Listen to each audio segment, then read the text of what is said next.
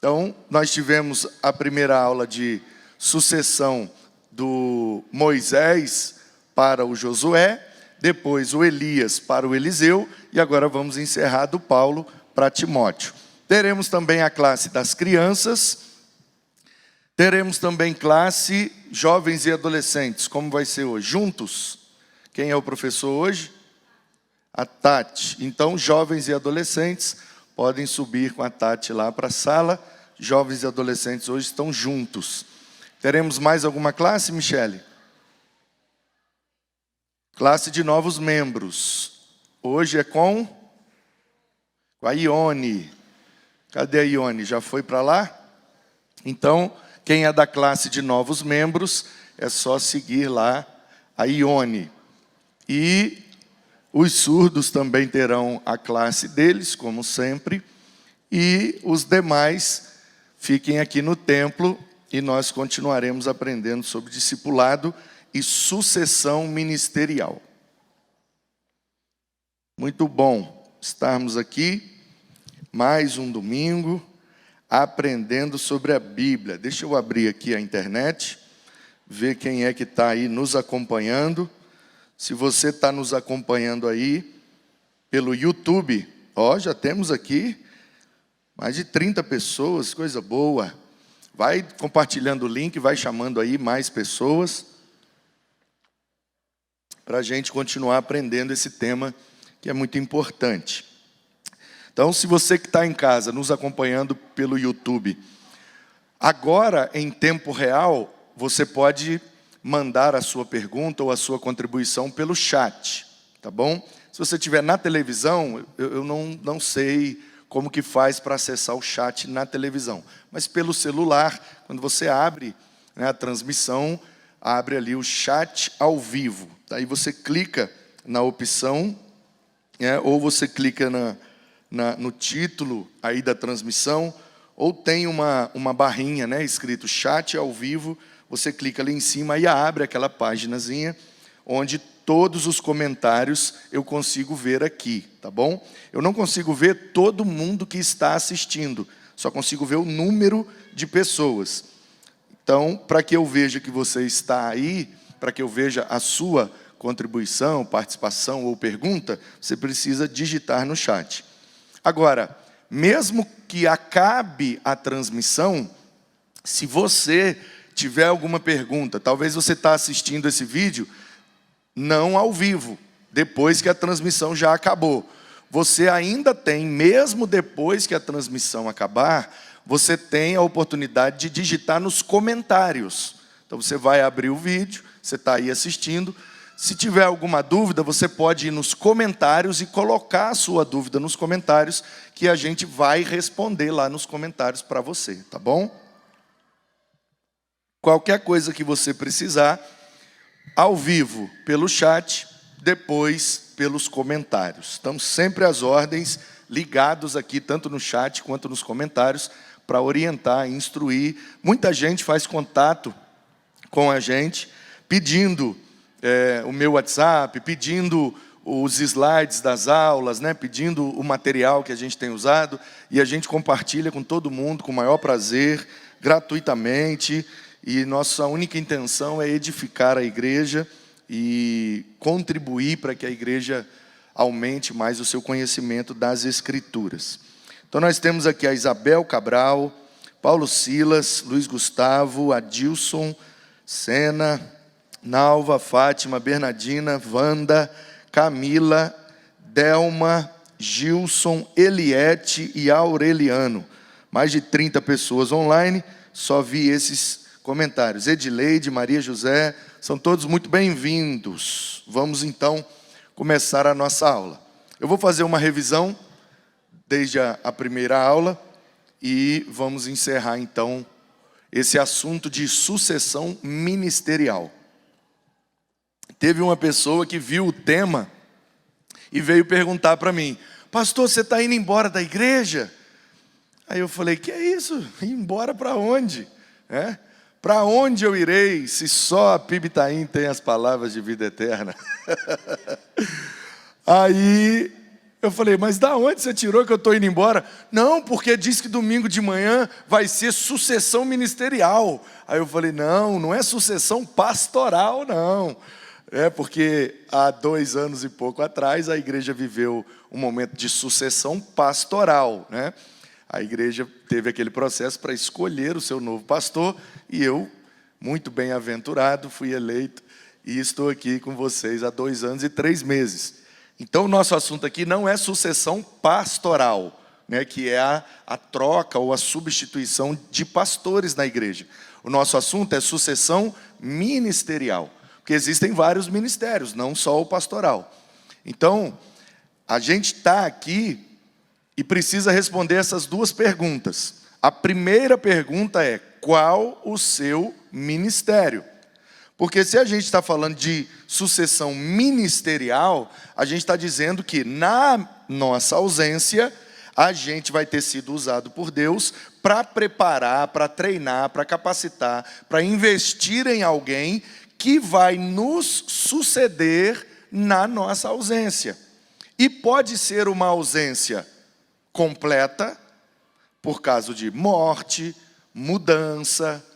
Tem várias formas da gente sair de uma igreja. A gente pode sair da igreja quando morre, a gente pode sair da igreja quando muda de lugar ou quando muda de igreja. Então, o nosso foco aqui é, por qualquer motivo, se eu vier a faltar em 2 perspectivas, né? Faltar de forma completa, se por algum motivo eu sair da igreja, né, por morte, por enfermidade, por mudança e etc. A pergunta é, caso eu venha faltar 1 dia, faltar 1 mês, ou faltar para sempre, por algum motivo que me tire da igreja. E quando eu digo eu estou dizendo todos vocês. Eu estou falando para todos nós. Todos nós podemos faltar na igreja. A gente não sabe o dia de amanhã. Então a gente pode ficar doente, a gente pode morrer, Deus pode levar a gente para outro lugar. Então, seja por qualquer motivo, o fato é que de vez em quando a gente perde algumas pessoas na igreja, por vários motivos.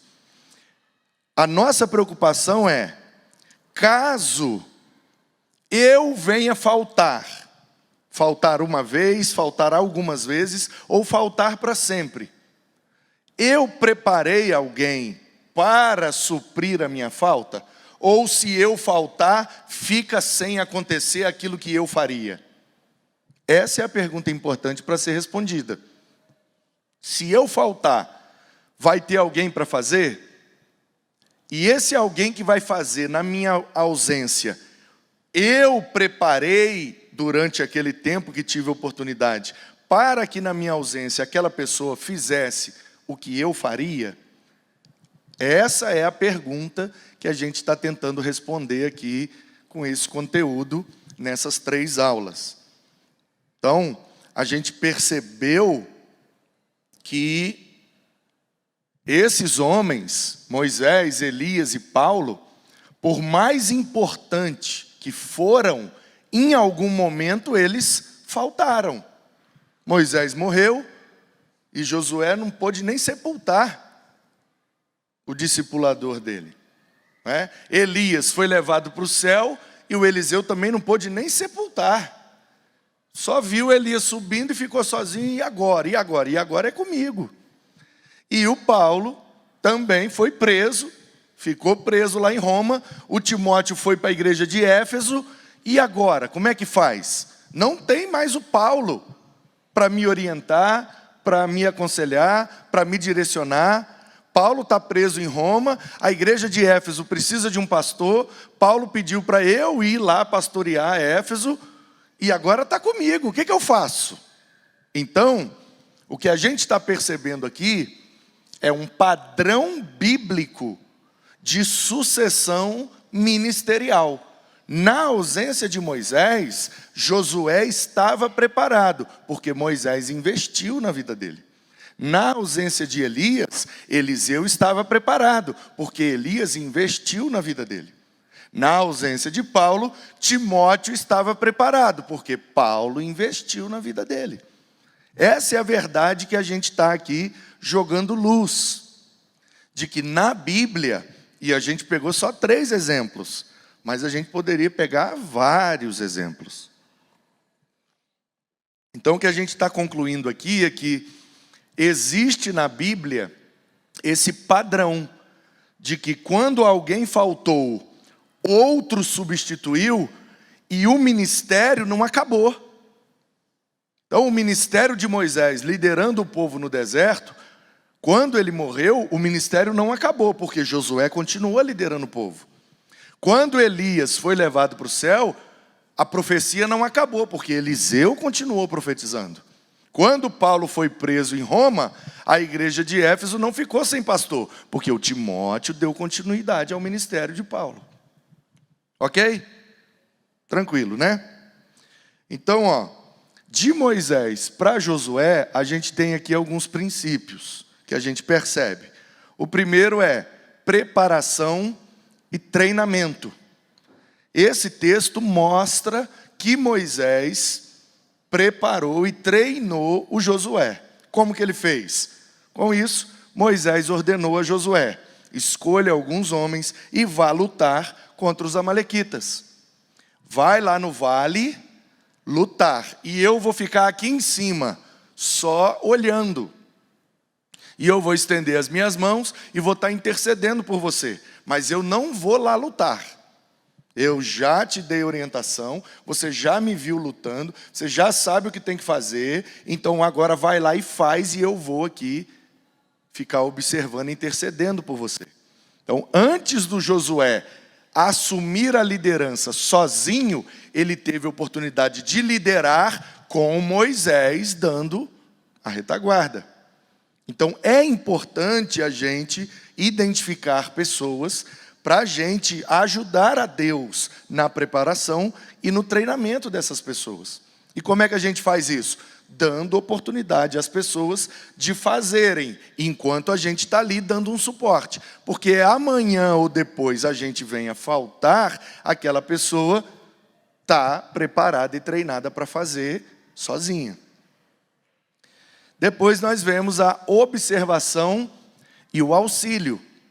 Antes de suceder Moisés, Josué observou como Moisés fazia. E ele auxiliou Moisés. Então o Senhor disse a Moisés: suba para junto de mim no monte e fique lá. Eu darei a você as tábuas de pedra, a lei, os mandamentos que escrevi, para que você ensine o povo.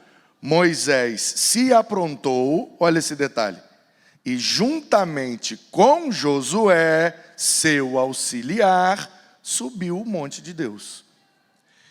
Então Deus chamou quem? Deus chamou Moisés. Mas o Moisés não foi sozinho. Por quê? Porque ele sabia que na ausência dele, alguém tinha que liderar. Então ele já estava investindo intencionalmente para que na ausência dele o Josué liderasse. Então o que é que ele faz? Josué, vamos subir comigo. Deus não mandou ele chamar Josué. Ele chamou Josué porque ele tinha uma intenção. E a intenção dele é: vou fazer o máximo possível para que esse menino esteja preparado caso eu venha faltar. Então, desse momento que acontece isso aqui, até a morte de Moisés, tem uns 39 anos. 39 anos depois. Mas perceba como, às vezes, esse processo de discipulado, ele é longo. De Moisés para Josué, foram quase 40 anos. Mas quando Moisés faltou, Josué estava ali para suceder. O chamado divino. Nesse texto de Números, capítulo 27, mostra que foi Deus que chamou Josué. Então nós precisamos estar atentos, ligados, com um relacionamento com Deus. E Deus vai nos orientar com relação àqueles que Ele está chamando. Deus continua vocacionando, chamando pessoas para o ministério. Não só para o ministério pastoral, para o ministério, para o serviço na igreja, que tem várias formas de servir.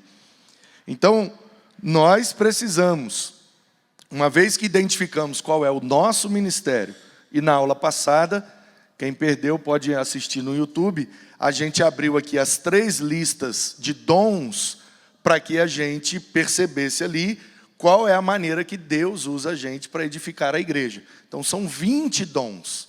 Tem 7 em Romanos, tem 4 em Efésios, tem 9 em 1 Coríntios 12. Então, nós vimos ali a lista dos dons que Deus concede à igreja para que ela seja edificada.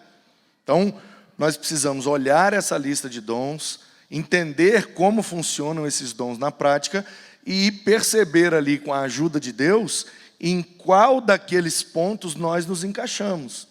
Uma vez que eu identifiquei o dom de Deus que há em mim, comecei a exercer esse dom ministrando, servindo à igreja. Agora eu preciso, então, ficar atento, porque certamente Deus está chamando pessoas e vai me dar a oportunidade de investir nessas pessoas para que elas desenvolvam o ministério, caso eu venha a faltar. O maior exemplo disso é Jesus com os seus discípulos. Se você parar para pensar que Jesus ressuscitou e subiu para o céu, já tem quase 2000 anos que ele fisicamente se ausentou de nós. E a gente continua fazendo, mesmo na ausência dele. Por quê? Porque ele foi bem sucedido na tarefa de fazer discípulos. E mesmo Jesus não teve discípulos perfeitos. Teve um que negou, teve um que traiu. Então, muitas vezes a gente vai investir muito em pessoas que, infelizmente, não vão retribuir aquele investimento, porque até Jesus passou por isso. Imagina, Jesus investiu 3 anos e meio na vida de Pedro. E quando ele está ali carregando a cruz e os caras falam: ei, você é amigo dele, né? O Pedro: não, eu nem conheço esse homem. Imagina o desgosto. Eu nunca vivi essa situação. Deve ser muito frustrante, muito triste, você investir 3 anos e meio na vida de uma pessoa, para numa situação ela virar e falar: não, nem conheço ele não. Ou seja, a ingratidão também faz parte do processo de discipulado. Ou a gente aprende a lidar com isso, ou a gente vai sofrer sem necessidade, porque o que Pedro fez com Jesus revela muito de Pedro e não de Jesus. O que Judas fez com Jesus revela o caráter de Judas e não de Jesus. Então, às vezes, a gente vai investir muito em algumas pessoas que não vão dar o resultado esperado. Isso tem a ver com elas, não com a gente. A nossa tarefa é continuar investindo, continuar fazendo e ir celebrando aqueles poucos que Deus vai nos dando a alegria de desempenharem o serviço e honrar todo aquele investimento que a gente fez. Então, vemos aqui que Moisés instruiu e encorajou Josué.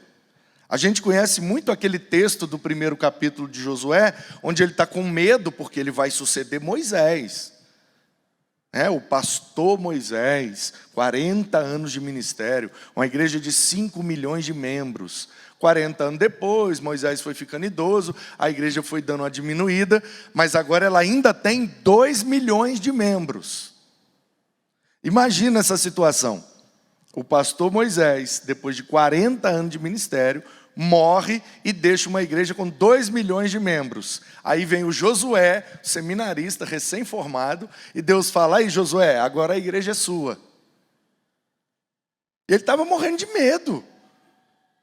Suceder Moisés, 2 milhões de pessoas. Então Deus, a gente lembra bastante do que Deus falou com Josué no 1º capítulo. Seja forte, corajoso, tenha bom ânimo, do jeito que eu fui com Moisés, eu vou ser com você. Vamos lá, vamos para cima. Por que Deus está tendo que motivar ele? Porque ele está morrendo de medo. Normal. Mas note bem que antes de Deus motivar, antes de Deus encorajar o Josué, o Moisés já tinha encorajado. Olha o que Deus diz,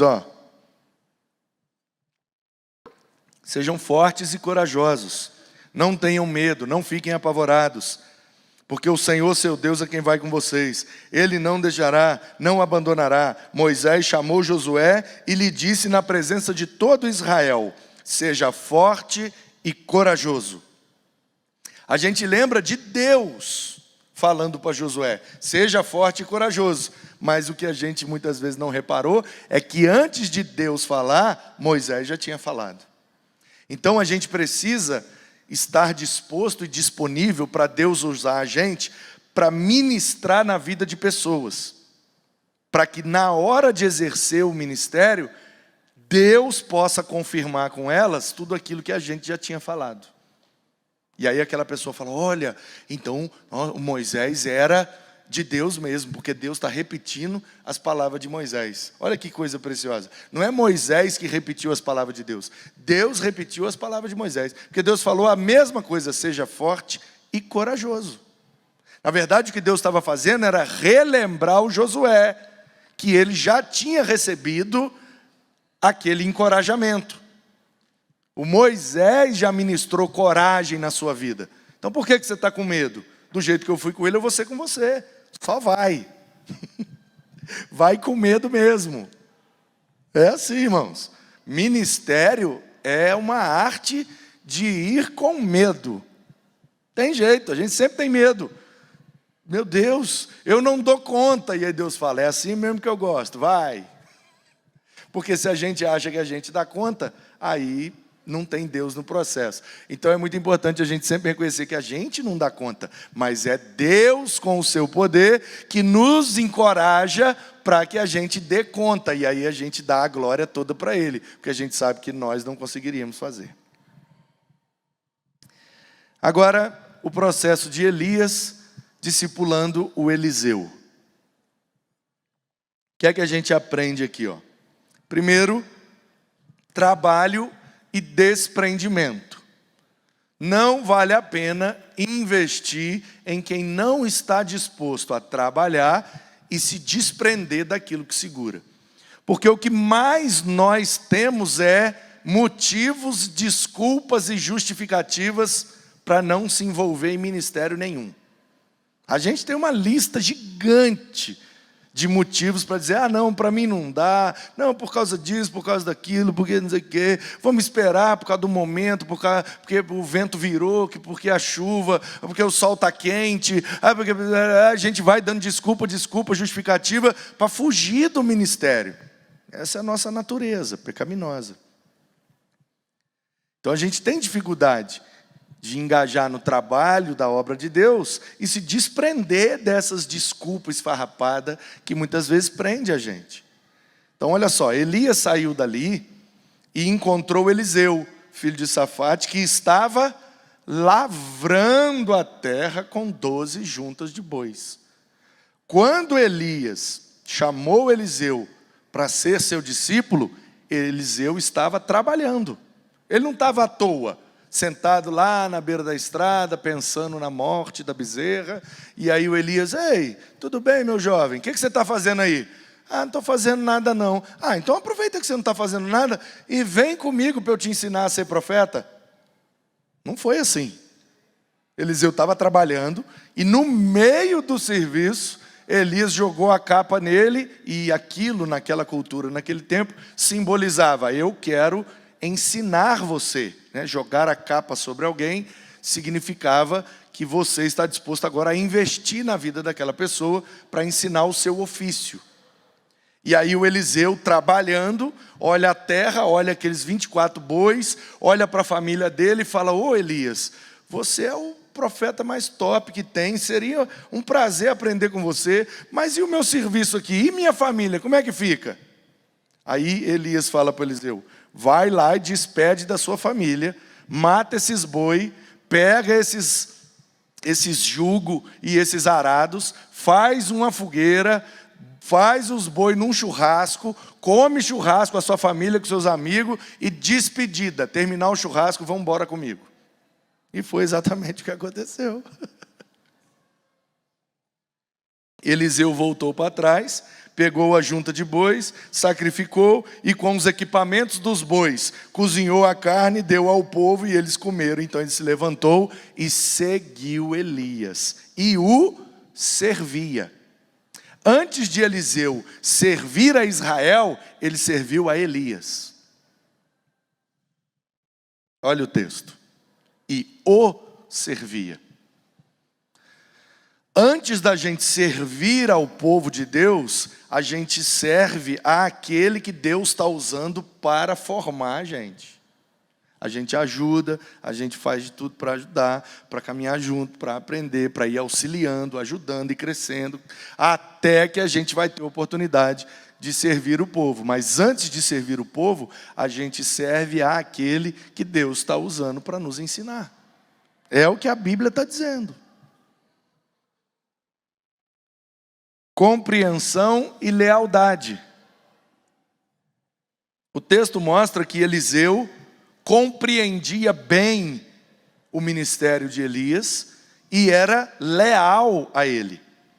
Ele passa lá em Betel e ali ficava o seminário, né, a escola de profetas. E aí os seminaristas fofoqueiros vão falar com Eliseu: "Hein, você tá ligado que Deus falou que vai levar o Elias embora, né?" Aí ele: "Sim, eu estou ligado, o que tem?" "E aí, como é que será que vai ser? Você sabe que dia que vai ser? Você sabe como é que vai ser?" E os seminaristas tudo fofoqueiro. Aí o Eliseu fala e vira: "Vai estudar e cuidar da vida de vocês e deixa que eu estou aprendendo com Elias. E na hora que Deus quiser vai acontecer. Não é meu papel tomar a frente de Deus com Elias. Deixa Deus tratar com Elias. Depois é comigo. Enquanto Elias estiver aqui, eu sou discípulo dele. Eu sou leal a ele. Então deixa ele tratar com Deus." Então no processo de discipulado, a gente começa então a perceber que o nosso discipulador não é perfeito. Assim como nós, discípulos, não somos perfeitos.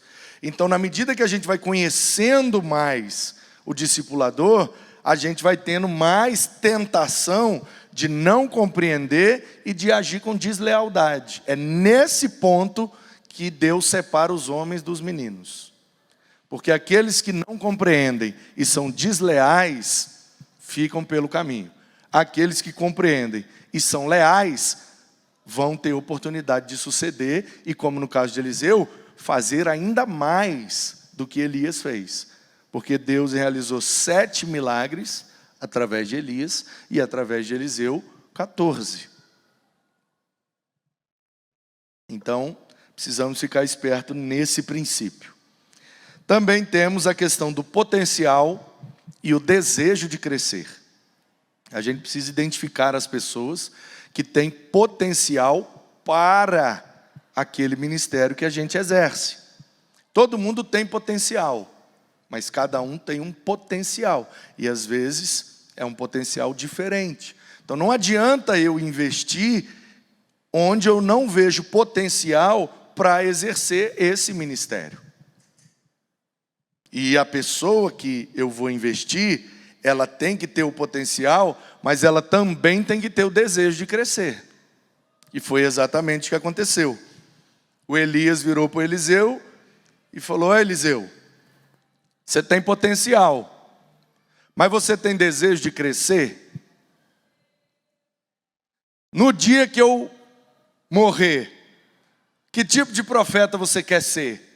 Aí o Eliseu falou: "Olha, Elias, com todo respeito, você é um profeta muito bom, mas eu quero ser 2 vezes melhor que você." Porção dobrada do teu espírito. O que Eliseu estava dizendo? O Espírito de Deus que te usa em profecia é top. Eu quero desse Espírito uma porção dobrada. Eu quero fazer muito mais. O meu desejo é que Deus me use 2 vezes mais do que está usando você. Parece uma certa soberba e prepotência, mas não é não, porque se fosse soberba, Eliseu não teria realizado. Que é o que a Bíblia diz: a soberba precede a ruína. Então, se Eliseu teve um ministério abençoado, aquele desejo dele não era soberba e hiperpotência, era realmente desejo de crescer. Porque foi Jesus que ensinou esse princípio. Vocês farão obras maiores do que as minhas. A gente precisa ler a Bíblia e acreditar no que está escrito ali. Então, como que a gente faz? Jesus não expulsou demônio no Itaim Paulista. Nós já expulsamos. Jesus não curou fisicamente no Itaim Paulista. Nós já fomos usados para curar. Jesus não batizou, né? Fisicamente, Jesus não abraçou ninguém no Itaim. Não ajudou, não socorreu. Mas nós ajudamos e socorremos. Então, obras maiores quer dizer, depois que eu me ausentar, vocês vão me suceder. E vocês vão fazer muito mais do que eu estou fazendo nesses 3 anos e meio. E se você somar tudo que Deus fez através de todos os discípulos de Jesus, fez muito mais do que Jesus sozinho.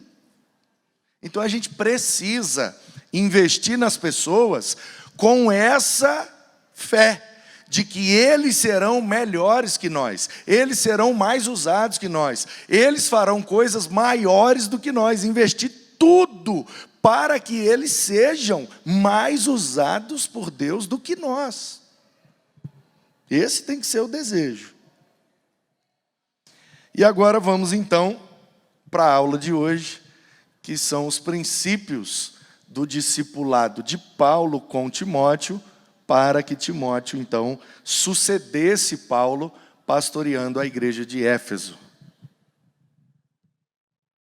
Primeiro princípio, convivência e submissão. Processo de discipulado só acontece do jeito que Deus quer quando nós convivemos e nos submetemos. Eu não estou dizendo que a gente tem que obedecer cegamente tudo que aquele que está nos discipulando disser. Não é obedecer cegamente. É submissão. Ou seja, tudo que for da missão de Deus, a gente se coloca debaixo. Submissão. Então, se um discipulador meu virar e falar, Manu, você tem que fazer isso, isso e isso. Isso aí que você está mandando eu fazer, coopera para a missão de Deus? Não, é só para mim mesmo. Não, então eu não sou obrigado a fazer. Mas tudo aquilo que coopera para o avanço da missão de Deus, a gente tem que ter a coragem de se colocar debaixo e de submeter, porque a gente reconhece que Deus está usando alguém para investir na nossa vida, para que a gente coopere mais com a missão de Deus. E a missão de Deus é salvar pessoas. Então, olha só o que aconteceu. Paulo chegou em Derbe, né, depois Listra, ali naquela viagem, onde ele passa ali por Icônio, né, Listra, Derbe, Panfilha, e aí, ali naquele lugar, tinha um crente, chamado Timóteo. Menino novo, mestiço, né, misturado, filho de uma judia, crente, mas de um pai grego. Então a sua mãe, Eunice, a sua avó, Loide, foram as duas mulheres que ensinaram o Timóteo sobre como ser crente. Os irmãos em Listra e Icônio davam um bom testemunho dele. O Paulo está passando por lá, eu estou anunciando Jesus. Quem quer ser crente? Aí o pessoal diz, não, já tem uma família de crente aqui, a avó, a mãe e o menino. A avó, crente, ensinou a mãe, que ficou crente, e as duas estão ensinando esse menino. E o menino é um crente bom. Dava um bom testemunho dele, o pessoal falava bem do Timóteo. É um menino bom de conviver, é um menino submisso, menino humilde, menino servo, menino querido por todos. Aí Paulo já, Opa! Quem é esse menino? Não, o nome dele é Timóteo. Chama ele aqui. Quero conhecer esse menino. Um menino, filho de um pai grego, que não está seguindo o helenismo de seu pai, no gnosticismo, serentismo, docetismo, ele está seguindo Jesus e está aprendendo com a mãe e com a avó que é crente, tudo empurra esse menino para a cultura helênica do pai dele, mas ainda assim ele escolheu ser crente. Esse menino é diferenciado, esse menino, deixa eu conhecer esse menino, chama ele aqui. Paulo queria que Timóteo fosse em sua companhia, e por isso circuncidou-o. O Timóteo não era circuncidado, por quê?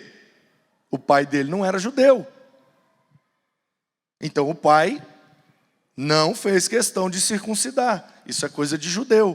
Embora minha mulher é descendente do povo lá de Judá, o homem da casa sou eu. E como eu acho que não tem que circuncidar, não vai circuncidar.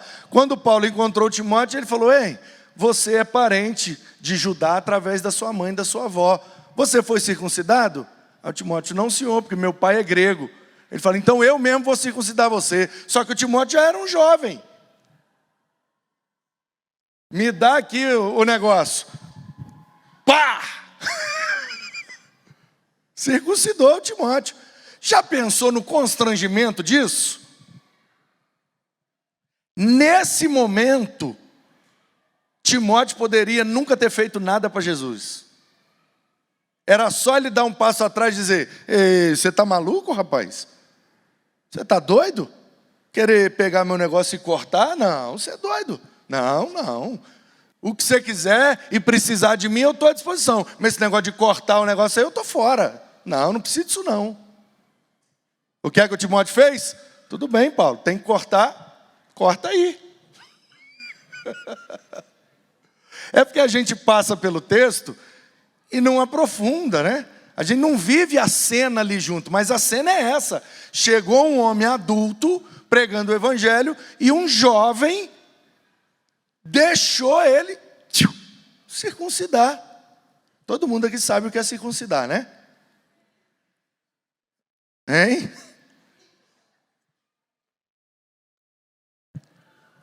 Eu vou falar a verdade.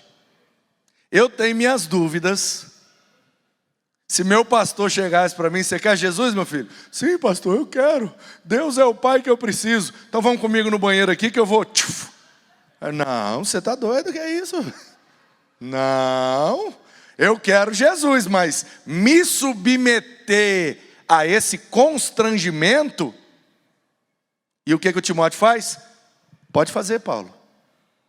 Você acha que é importante fazer? Timóteo, é importante, porque eu vou chamar você para vir comigo. E no dia que a gente for em Jerusalém, os caras vão perguntar se você é circuncidado. Se você falar que não, você vai perder moral lá em Jerusalém. Então deixa eu circuncidar, porque vai te ajudar no ministério. O que o Timóteo faz? Deixa cortar.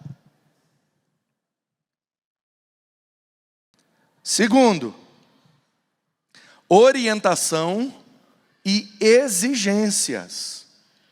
O Paulo não só orienta o Timóteo, ele também exige algumas coisas do Timóteo. A gente tem a tendência de tornar a vida de quem a gente está discipulando a mais fácil possível. E isso é bom, porque o jugo de Jesus é suave, o fardo de Jesus é leve. Mas isso não significa que nós não devemos fazer exigências, cobrança, prestação de conta.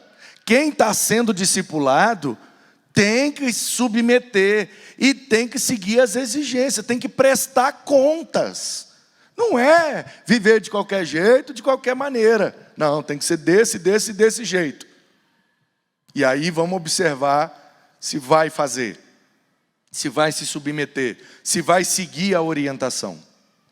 Olha o que é que Paulo fala. Ó. Primeiro ele orienta, mas depois ele exige. Então ele dá essa moral. Ó. Timóteo, não deixa ninguém desprezar você só porque você é jovem. Você está pastoreando em Éfeso, e a liderança aí da igreja de Éfeso é muito difícil. É um povo difícil de mexer. Não deixe eles te desprezar só porque você é jovem.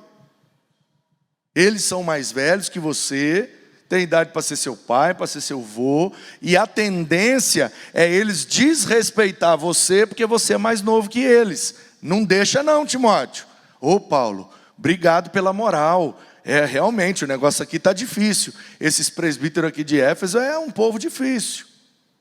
Tá? A palavra presbuteroi, no grego, significa anciãos. Tá bom? A gente entende que isso não é um cargo na igreja. É a maneira de se referir aos mais experientes da igreja. Nós chamamos de líderes. Tá? Ou aqueles que são influentes na igreja, porque já estão há mais tempo na igreja. Então é por isso que na igreja batista, nós não temos esse cargo chamado presbítero, tá bom? Porque a palavra grega é a palavra para ancião, que é um conceito hebraico, de que é o cara mais experiente, mais vivido, que vai aconselhar os mais novos. Então, na palavra grega fica presbítero, e os líderes, né, os presbíteros da igreja de Éfeso, estavam tornando a vida de Timóteo difícil. Porque realmente é difícil. Eu imagino a dificuldade que muitos irmãos aqui têm, porque tem muitos irmãos aqui que têm idade para ser meu pai, alguns até para serem meus avós.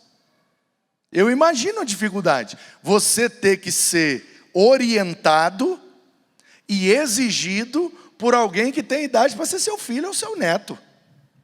É difícil. Eu fico me imaginando.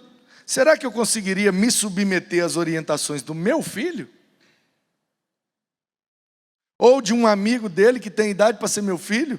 Esses meninos assim, nananana. O que esses meninos têm para me ensinar? Deve ser muito difícil mesmo. Então, primeiro Paulo dá uma moral. Timóteo, não deixa desprezar você só porque você é jovem. Você é o pastor da igreja. Deus está contigo. Ô Paulo, obrigado. Mas tem uma exigência para isso. Eles não vão respeitar você só porque você é o pastor. Ah, é, Paulo, né? Não, eu achei que sendo pastor todo mundo respeitava. Não. Então como é que respeita, Paulo? Você precisa ser um exemplo para eles. Na palavra, na conduta, no amor, na fé e na santidade.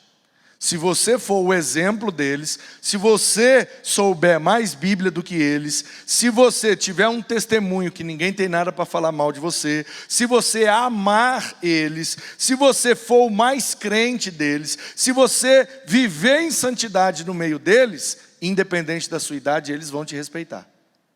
Então perceba que Paulo está orientando, motivando, animando, dando moral para o Timóteo, mas do outro lado ele também está colocando uma lista de exigências. Timóteo, não deixa eles te desrespeitar.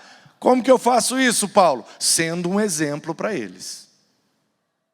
Não tem como viver o processo do discipulado sem colocar algumas exigências, porque o nosso mestre é exigente. E ele exigiu algumas coisas dos seus discípulos. Larga tudo e vem comigo. Olha que exigência complicada. Então, a gente deve tornar leve esse processo de aprendizado na vida cristã. Mas isso não significa que não tenha exigências. E aí, o Paulo continua. Até a minha chegada... Ô Timóteo, eu estou planejando ir aí visitar vocês. Não sei se eu vou conseguir. Na segunda carta, ele já diz que tem quase certeza que ele não vai conseguir visitar. E aí ele pede para mandar algumas coisas. Me manda algumas coisas minhas aí e tal. Então ele está dizendo, estou planejando ir aí em Éfeso visitar vocês. sei se eu vou conseguir, mas eu estou planejando. Enquanto eu não chegar aí, Timóteo, porque se eu conseguir chegar, eu vou ter uma conversa séria com esses presbíteros aí, e falar com eles que eles estão tudo errado, e eles têm que te respeitar, porque o pastor agora é você, não é mais o pastor Paulo, agora é o pastor Timóteo. Se eu for aí, eu converso com eles. Mas se não der tempo de eu ir, se eu não conseguir, o imperador mandar me matar antes, você tem que se dedicar à leitura pública das Escrituras. Timóteo, você tem que ensinar a Bíblia para esse povo. Você tem que exortar o povo e ensinar o povo. Se eu for, eu vou fazer. Se eu não for, você tem que fazer, Timóteo.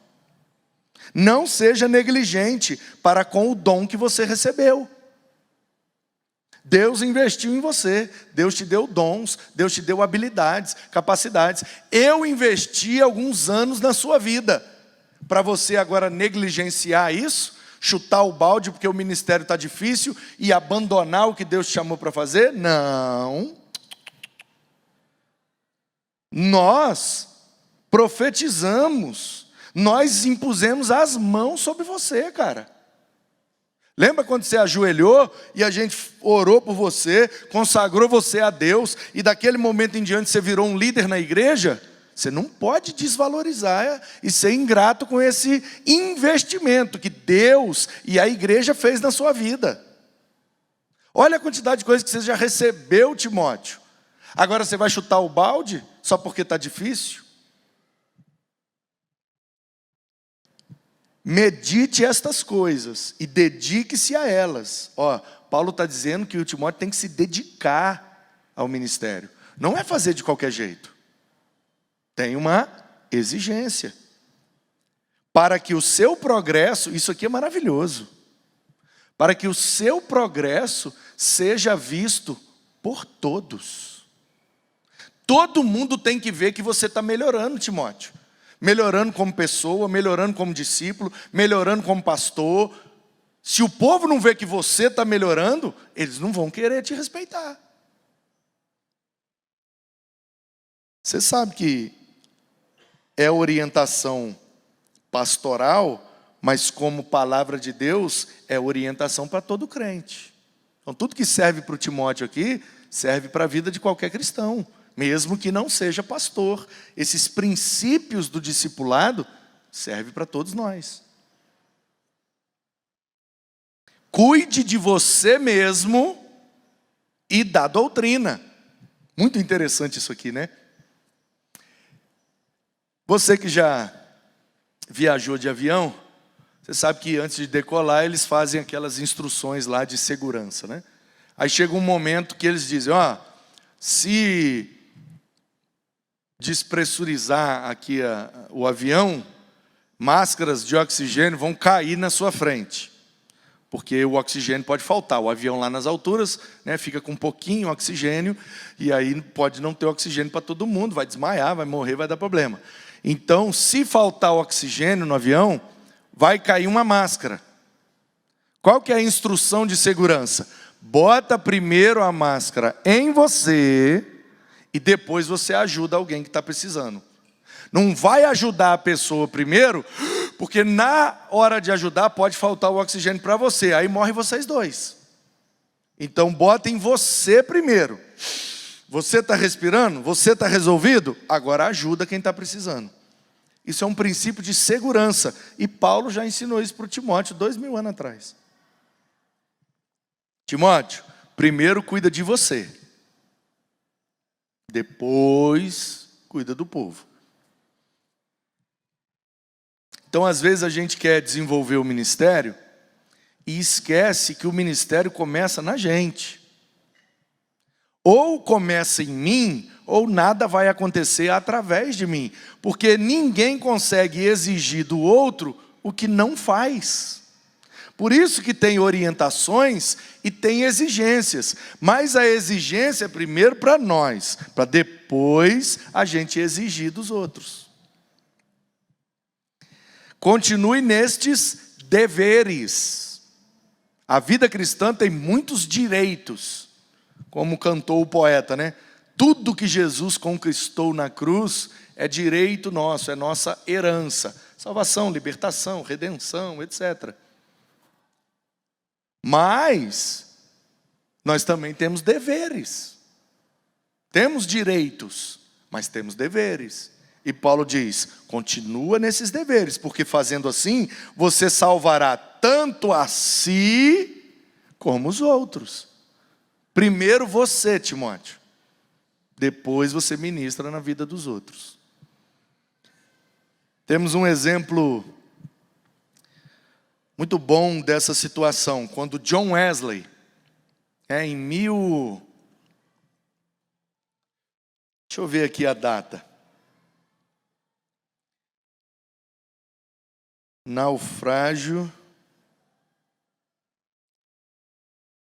John Wesley.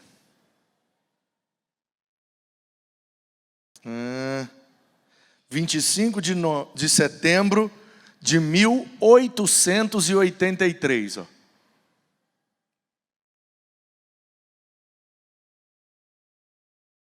John Wesley, viajando de navio, de repente uma tempestade gigantesca, e o John Wesley ficou com medo de morrer. Só que o John Wesley estava naquele navio como pastor da igreja anglicana, a igreja da Inglaterra naquele tempo, para fazer missões. Ele estava numa viagem missionária. O navio começa a afundar, ele fica com medo de morrer. Aí ele descobre uns irmãos moravianos, e os caras no meio do naufrágio estão cantando. Glória, glória, aleluia. Aí ele chega e fala, ei, vocês são doidos? Como é que vocês estão cantando? Você não está vendo que o navio está afundando, vai todo mundo morrer? Aí os caras, mas nós não temos medo de morrer, não. Como que vocês não têm medo de morrer? Ah, porque nós somos crentes. Aí ele fala, mas eu sou pastor. Os caras, você pode até ser pastor, mas você não é crente, não. Que crente é você que está com medo de morrer, rapaz? Está doido? Aí, beleza, o John Wesley não morre, né? Eles conseguem se salvar e tal. Aí John Wesley chegou lá nos Estados Unidos e falou essa frase dele que eu acho maravilhosa. Eu vim para evangelizar, mas quem me evangelizará? Eu vim para converter a outros, mas quem me converterá? John Wesley ficou em crise, porque ele descobriu que mesmo sendo pastor, ele não era crente. Aí ele voltou para a Inglaterra, chegou na liderança da igreja e falou, eu não sou crente. E eu acho que a maioria dos pastores aqui que trabalha junto comigo também não é crente, não. Nós somos profissionais da fé. Mas nós não somos crentes, não. Você está maluco, John Wesley? Como é que nós não somos crentes? Claro que somos. Não somos, não. O navio afundou e eu fiquei com medo de morrer. Ah, mas medo de morrer é normal. Não é normal, não. Eu vi um povo lá que estava cantando e sorrindo e feliz da vida porque ia morrer. Isso é diferente, eu nunca vi isso. Aí o povo, John Wesley, para com isso, John Wesley. Você está arrumando problema. Sempre foi assim mesmo. É normal. Vai pregar, vai batizar, tá, é isso mesmo. Vai fazer seu serviço, para de arrumar confusão. Não, nós não somos crentes, nós temos que converter, tem alguma coisa errada, Aí a liderança, John Wesley, se você continuar falando, nós vamos te expulsar da igreja. E ele continua, aí toda vez que ele vai pregar na igreja, ele fala, nós não somos crentes, tem que converter. E ele começa a pregar sobre converter, reconhecendo que ele mesmo não tinha convertido. Aí naquele processo, Jesus pega ele e ele converte. Aí quando ele converte, aí que o problema fica maior. Porque ele fica cheio da ousadia do Espírito, e ele vai lá e mete o dedo na cara da liderança da igreja e fala, vocês não são crentes. Aí os caras, isso é desrespeito. Você para de fazer isso ou nós vamos te expulsar. Ele falou, não precisa expulsar não, eu mesmo saio. Montou no lombo de um cavalo. Aí os caras, como é que você vai viver sem ter uma paróquia para te sustentar? Aí ele falou uma outra frase que eu gosto muito. O mundo é minha paróquia. Montou num lombo do cavalo e ganhou mais de 17 mil pessoas para Jesus. E o primeiro grande avivamento da Inglaterra foi a partir da conversão do John Wesley. Aí, ele foi para os Estados Unidos, e a igreja metodista, e também a ramificação metodista wesleyana, é em homenagem a ele. Ele não fundou essa igreja, não. Ele continuou como crente, pregando e batizando, servindo no reino de Deus. Depois o pessoal que fundou essa igreja, em homenagem. Porque o John Wesley, o Charles Wesley, o irmão, e o George Whitefield, amigo deles, eles eram chamados de metodistas, porque eles eram muito disciplinados, né, muito metódicos. Hora de orar, hora de estudar a Bíblia, hora de fazer isso, aquilo, tal, tal. Então eles receberam esse apelido pejorativo. Eles são metodistas, eles têm método para tudo, eles são muito disciplinadinhos. E aí, em homenagem a isso, é que fizeram esse nome metodista na igreja. E a metodista wesleyana é ainda mais, né, em homenagem, porque leva mesmo o nome dele. Mas não foi ele que começou, não. Assim como não foi Lutero que começou a igreja luterana. O pessoal fez e botou o nome em homenagem a ele. Tá? Então, resultado. John Wesley foi para os Estados Unidos, ganhou um monte de gente, plantou algumas igrejas e acabou morrendo lá. E a última casa que ele morou, o quarto dele ficava em cima, e é um mezanino de madeira. E tinha um lugar no canto do quarto, que é onde ele orava. No lugar onde John Wesley orava, tinha 2 buraquinhos no chão. Você já imaginou você orar num assoalho de madeira até ficar 2 buraquinhos, a marca do seu joelho ali naquele lugar? Está lá até hoje, é aberto para visitação. Quando você estiver lá nos Estados Unidos, vai lá visitar.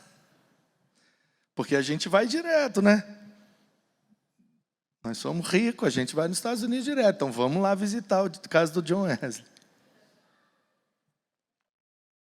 Estou profetizando, irmão, pela fé. Receba a profecia. Olha que coisa linda. Aí uma professora pegou os alunos da escola e falou: nós vamos fazer um passeio. E levou os alunos dela para fazer um passeio e conhecer a casa do John Wesley. Uma professora crente, queria contar a história do John Wesley para, né, de certa forma, evangelizar os meninos. E aí chegaram lá, aqueles ônibus amarelos, né? Desceu os meninos, entrou na casa, e aí o guia foi falando: aqui é onde o John Wesley comia, aqui o John Wesley lia a Bíblia, tal, aqui aconteceu tal coisa, tal coisa, tal coisa. Aí foi lá e mostrou, tá vendo esses 2 buraquinhos aqui? Aqui é onde o John Wesley orava. Isso aqui é a marca dos joelhos do John Wesley. Aí os meninos tudo: nossa, ele orou até fazer buraco na madeira. Aí beleza, foram conhecendo tudo. Chegou no final do passeio, vamos embora. Aí abriu o ônibus, os meninos entraram no ônibus. A professora foi contar: 1, 2, 3, 4, Ué, tá faltando alguém, tá faltando alguém. Tá faltando quem aí, gente? Vocês estão sentindo falta de quem? Aí o menino gritou lá de trás: está faltando o William, tia. O William não está aqui não, ele veio aqui do meu lado, mas sumiu. William Franklin, cadê você? Sumiu. Aí a professora voltou lá na casa.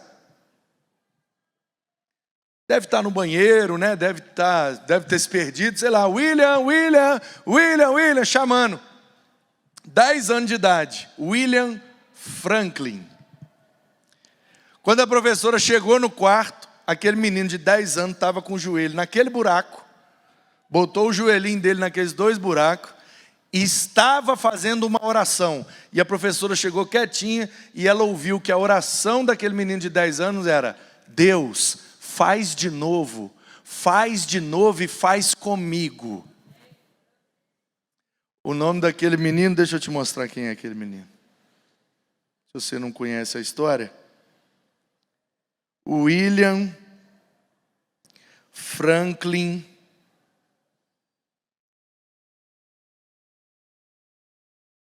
Graham. É esse o menino.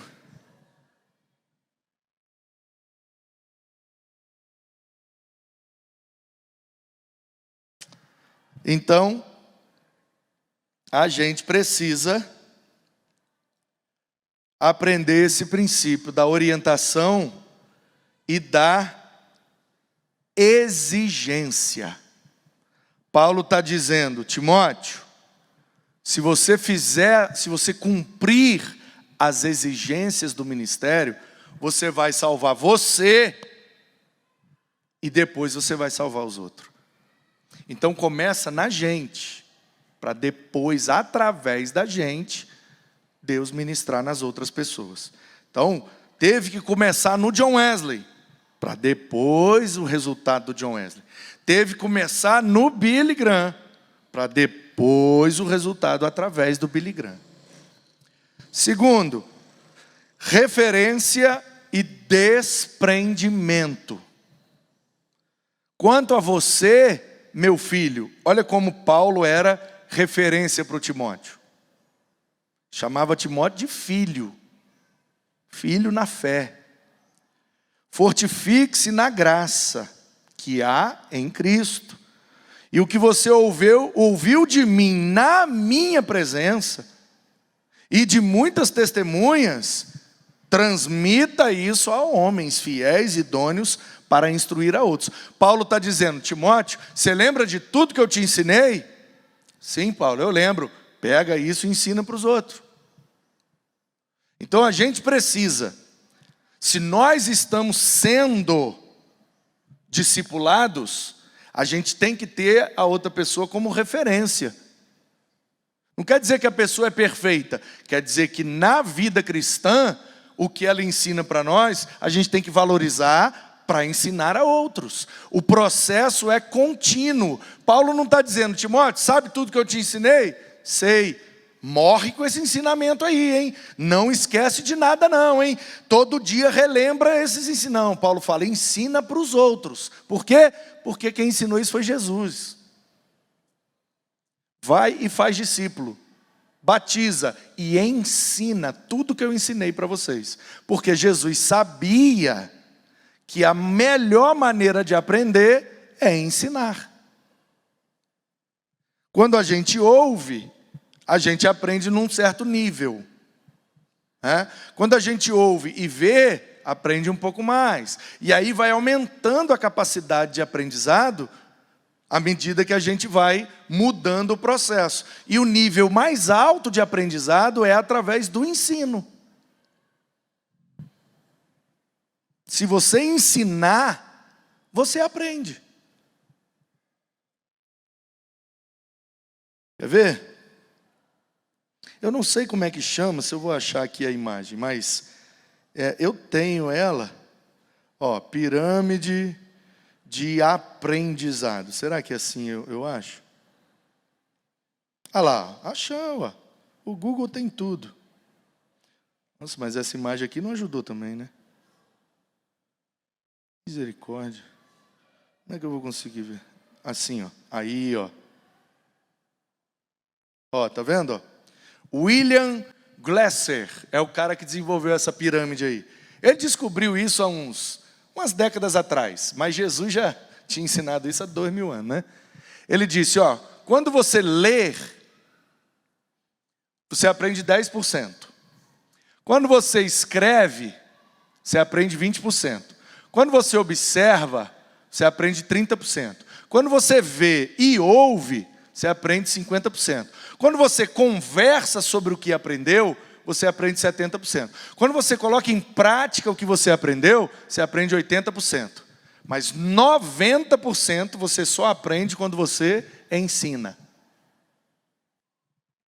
Do lado de cá, se você lê, se você escutar, ver e escutar, discutir, praticar ou ensinar a outros. Não importa a pirâmide. O nível máximo de aprendizado se dá quando a gente ensina os outros. Então é muito simples. Aprender qualquer coisa. Eu não entendo nada de física quântica. Eu acho bonito que os caras falam, não, porque não sei o que, quântico. Não entendo nada que eles estão falando. Faço ideia do que é isso. Por que que eu ainda não sei sobre física quântica? Eu já ouvi algumas coisas sobre. Porque eu não me dispus a ensinar física quântica. Se eu falar, eu vou lá na EBD e hoje eu vou ensinar física quântica para o pessoal. Aí eu vou assistir algumas aulas, eu vou fazer umas anotações, eu vou preparar uns slides sobre a definição, o que é física quântica, como é que ela atua, quem que inventou esse negócio. O básico, se eu vier aqui ensinar vocês aquele básico, pronto, eu já aprendi física quântica, pelo menos o básico. Então é só você pensar, o que eu quero aprender? Qualquer coisa. Se eu quero aprender isso, então eu tenho que ensinar isso. A melhor maneira de eu aprender isso é ensinando isso. É fácil. Você quer aprender Bíblia? Ensina a Bíblia. Pastor, tem muita dificuldade com a Bíblia. Porque você não ensina para ninguém. Começa a ensinar e você vai ver que você vai aprender rapidinho. Mas pastor, como é que eu vou ensinar sem saber? Irmãos, eu também não sabia nada de discipulado e sucessão ministerial. Negócio de Moisés para Josué, Elias para Eliseu e Paulo para Timóteo. Eu também não sabia, até que eu comecei a preparar essa aula, agora eu ensinei para vocês. Acabou essa aula, já era, eu não preciso estudar, mas eu já aprendi tudo. Discipulado e sucessão ministerial. De Moisés para Josué, de Elias para Eliseu, de Paulo para Timóteo. Vou pregar isso pelo Brasil inteiro e, nossa, olha como é que o Manu sabe muito. Por quê? Porque antes eu ensinei. Eu não sabia nada disso aqui não, gente. Eu estou sabendo agora, depois que eu ensinei. Ué.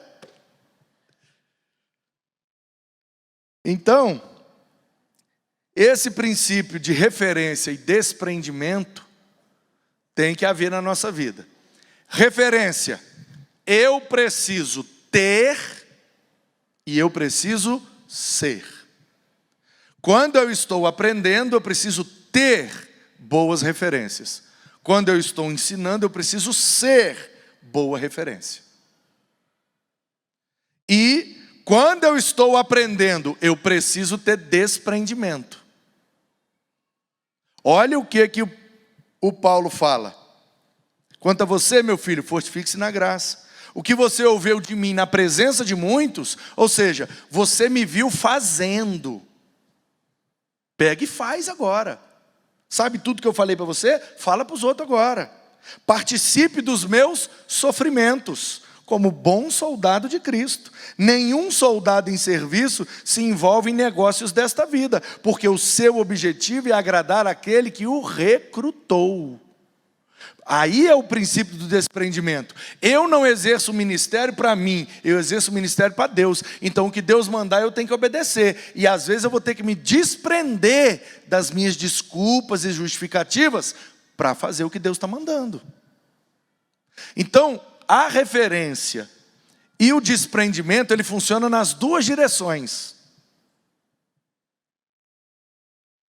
Eu preciso, quando aprendo, ter boas referências. E quando eu ensino, eu preciso ser boa referência.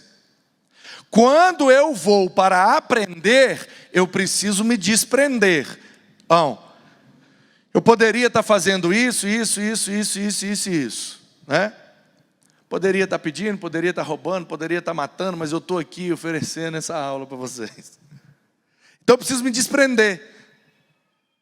Quantas e quantas vezes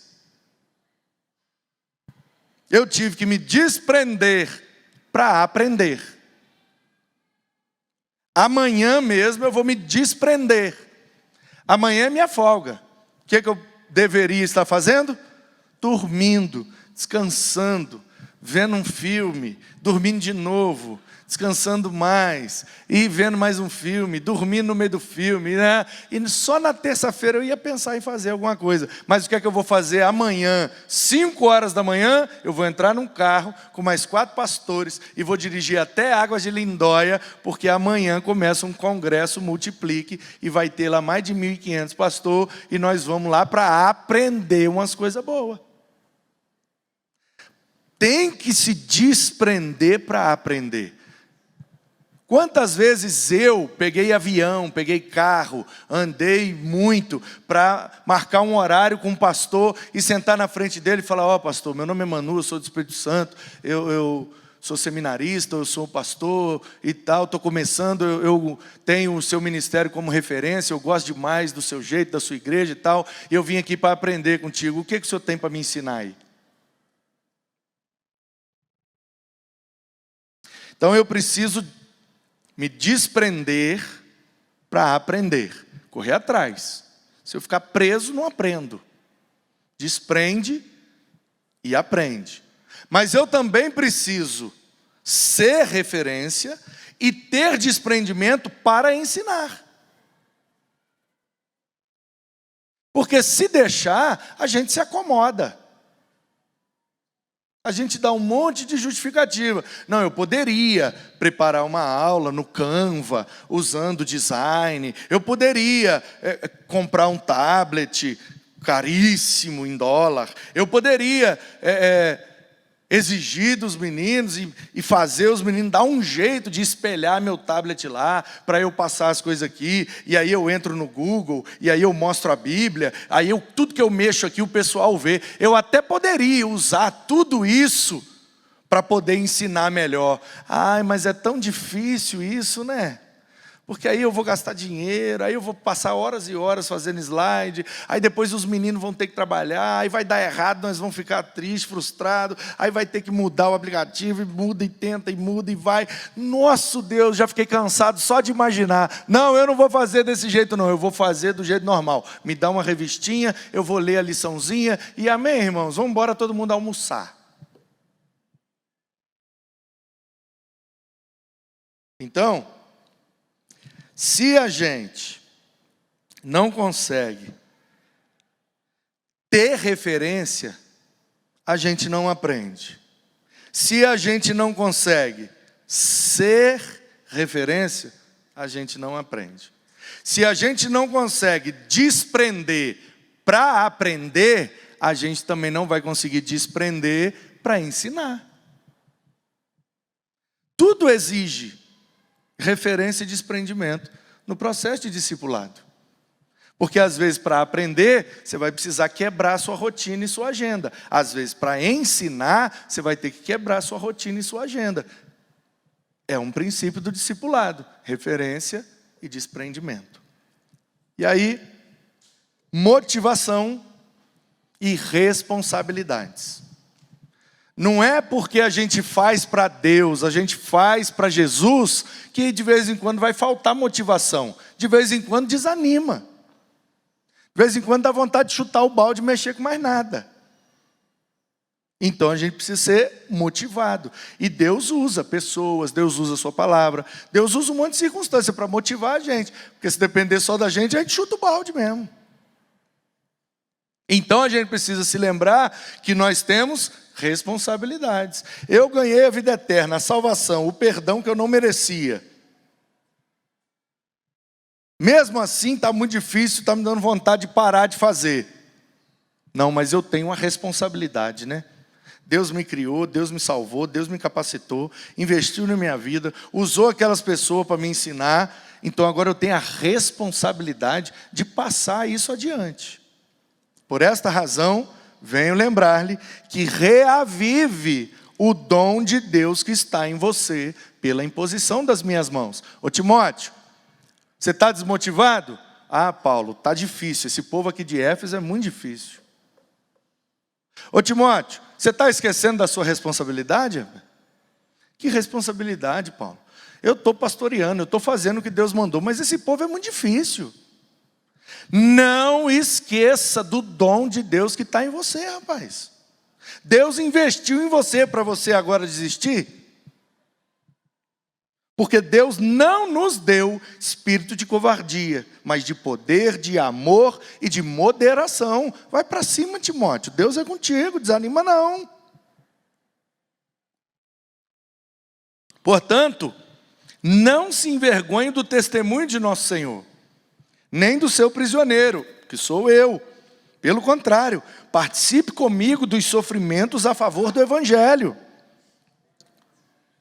Segundo o poder de Deus que nos salvou e nos chamou com santa vocação, não segundo as nossas obras, mas conforme a sua própria determinação e graça que nos foi dada em Cristo, antes dos tempos eternos. Antes de Deus criar tudo, Ele já tinha planejado você, Timóteo, para pastorear Éfeso. Então você faz favor de honrar tudo que Deus fez.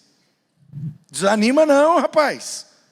Fique motivado. E lembre da sua responsabilidade, porque Deus te criou para pastorear Éfeso. Essa é sua responsabilidade. Você vai fazer, mesmo sofrendo. Ou você esqueceu que eu estou preso aqui em Roma? Então quer dizer que você acha que você está sofrendo mais aí em Éfeso livre do que eu preso aqui em Roma, Timóteo? Não, Paulo, que é isso? Você está sofrendo mais do que eu. Então se eu estou sofrendo mais e não estou desanimado, por que você está desanimado?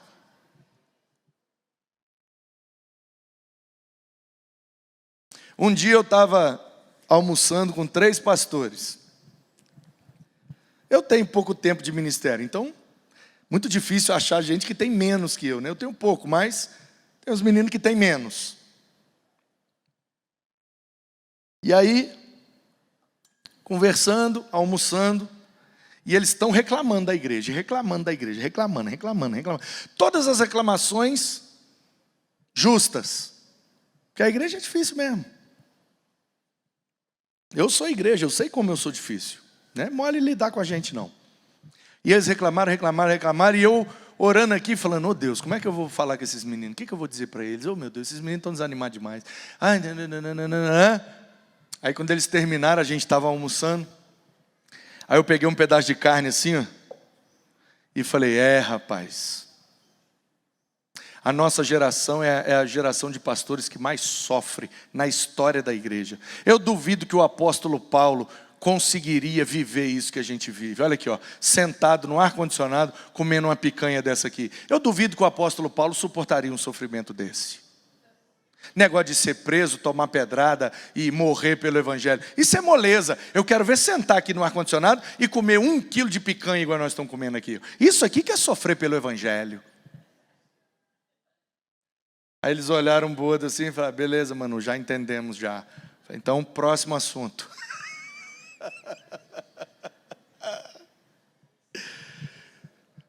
O que mais nos motiva é lembrar que nós temos uma responsabilidade. Nós fomos salvos para as boas obras em Cristo. A gente não foi salvo para ficar quieto, parado, preguiçoso. Fomos salvos para servir. Então essa é a nossa responsabilidade. Nós vamos fazer, animado ou desanimado, não importa. Cristo sofreu mais do que nós e não desistiu da cruz. Por que a gente vai desistir?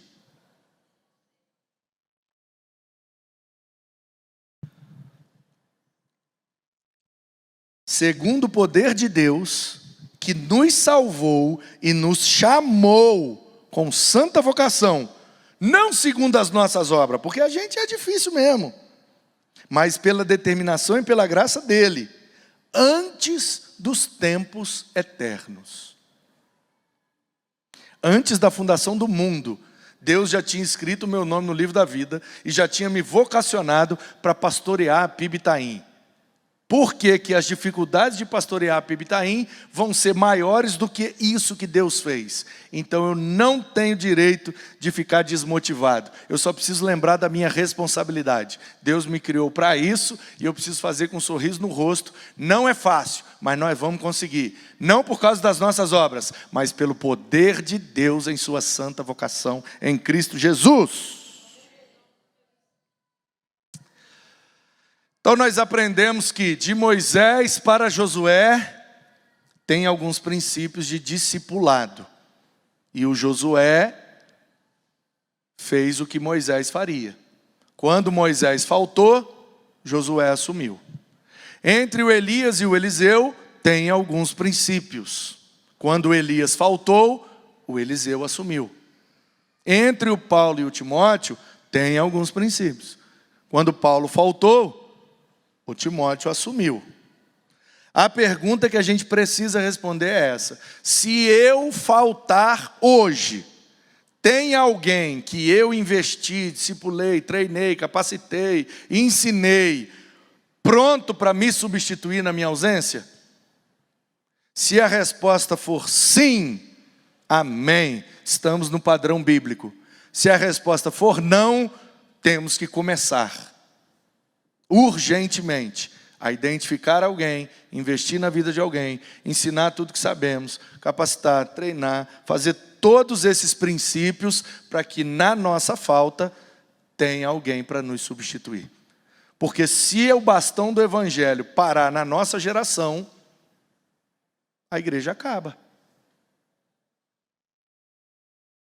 Esses dias eu fui numa reunião. Esses dias é jeito mineiro de falar, já tem uns meses. E a gente estava assim, tudo numa sala, lá no Rio de Janeiro. Numa mesa assim grande, de reunião, de aprendizado. E depois a gente foi almoçar. Eu olhei aquela mesa assim, ó, só liderança do Brasil Batista.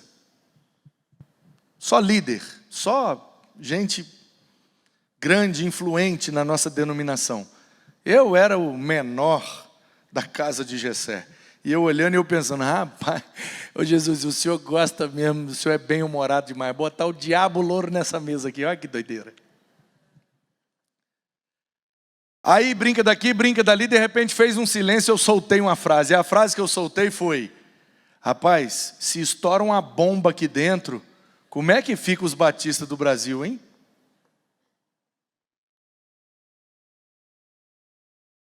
Porque se estourar uma bomba aqui e nós tudo aqui morrer, o Brasil Batista vai perder 22 líderes em nível nacional. Rapaz, se explode uma bomba aqui, a denominação fica com dificuldade, hein? Será que nós estamos preparando a nova geração para se explodir uma bomba e a gente morrer todo mundo? Tem uns meninos bons que a gente treinou para assumir o lugar da gente?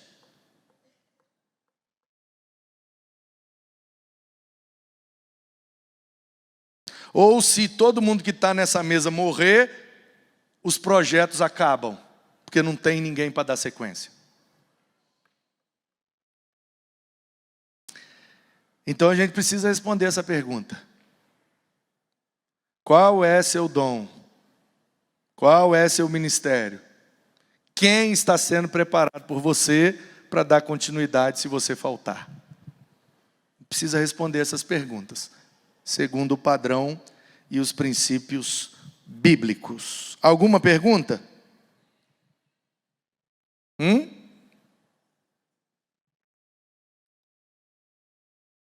Sim, Edileide, pode falar.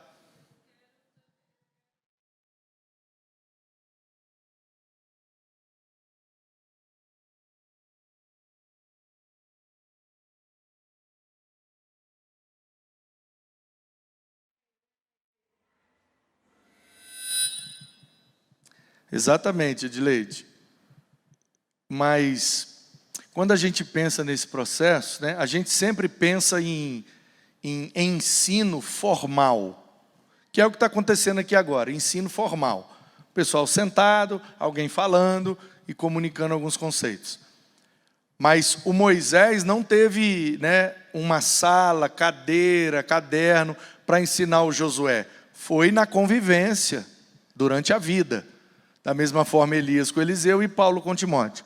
Então, Edileide, o ideal e o que a gente está propondo aqui é, não precisa de sala, de cadeira, de caderno, de revista, de apostila, é conviver e tudo que a gente aprende, a gente ensina para alguém e continua aprendendo sempre, ensinando sempre, para que a igreja continue crescendo.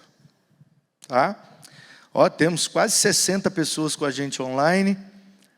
Deixa eu ver se tem aqui alguma pergunta, além dos que eu já mencionei no início da aula. Francisca, Marinês, Lindinalva, Clodoaldo, Paulinho, Sebastião, Antônio Tibúrcio, ó, lá de Cachoeiro de Itapemirim, Espírito Santo. Creuzinha, minha mãe, Dona Jô, beijo. Rosângela, família Malta.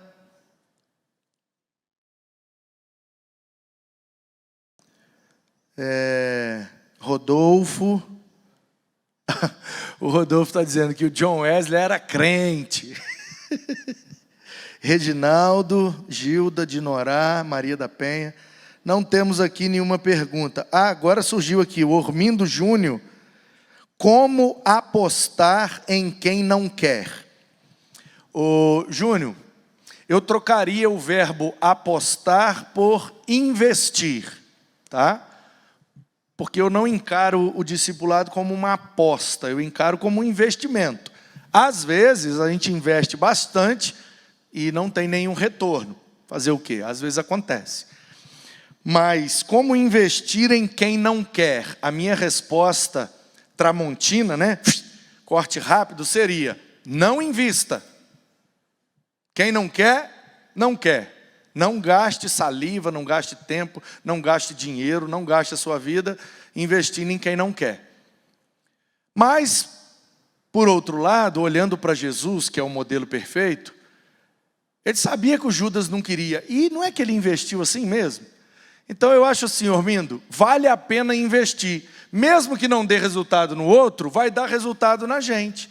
Porque se eu estou investindo, ensinando, dando exemplo, sendo referência, motivando e exigindo e também vivendo aquelas exigências, se no final do processo não deu resultado com quem eu investi, com certeza deu resultado em mim. Eu cresci, eu aprendi, eu melhorei. Então, pelo menos para a gente sempre vai dar resultado. Então, eu acho que vale a pena investir sempre.